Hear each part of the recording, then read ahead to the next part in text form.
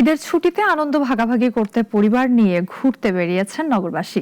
রাজধানীর বিভিন্ন বিনোদন কেন্দ্রে ছিল দর্শনার্থীদের উপচে পড়া ভিড়। মা বাবার সাথে বেড়াতে আসা শিশুদের কোলাহলে মুখর পরিবেশ। দর্শনার্থীদের আকর্ষণ করতে বিনোদন কেন্দ্রগুলোতে রয়েছে নান্দনিক সব আয়োজন। রাজধানী ঘুরে রেজায় রাব্বির প্রতিবেদন। সবার মাঝে ঈদ আনন্দ বেড়েছে ছুটির সময় ঘুরে বেরিয়ে। রাজধানীতে ঈদের দ্বিতীয় দিনেও বিভিন্ন বিনোদন কেন্দ্র ও ঘুরে বেড়ানোর জায়গাগুলোতে ছিল মানুষের ঢল।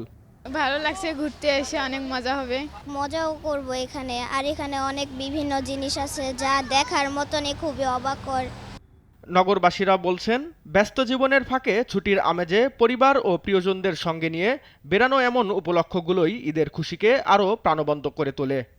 পরিবার নিয়ে ঘুরতে আসা তো একটা আসলে কর্মব্যস্ত জীবন থেকে পাওয়া যায় না সুযোগ।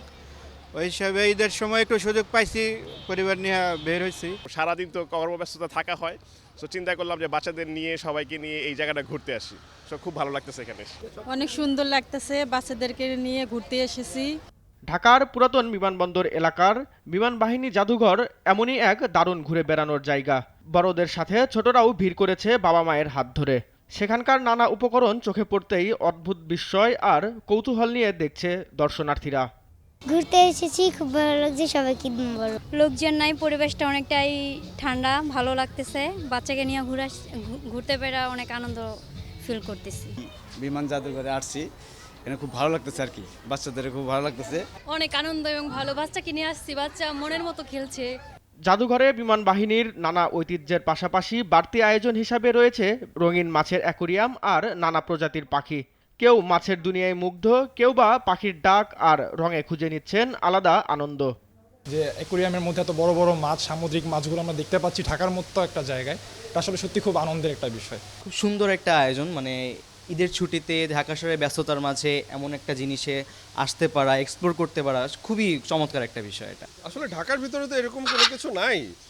আমরা আসলে এরকম কিছু, এই প্লেসটা এত সুন্দর করে সাজানো, ঝর্ণা প্লাস বার্ড এভিয়ারি, কিছু পাখি আছে, ঝর্ণা, মাছ, পাখি টাখি সব কিছু আসলে এত খোলামেলা এবং এত কাছে থেকে এক্সপিরিয়েন্স করা, এটা আসলে ইউনিক, এটা আগে কখনো হয় নাই।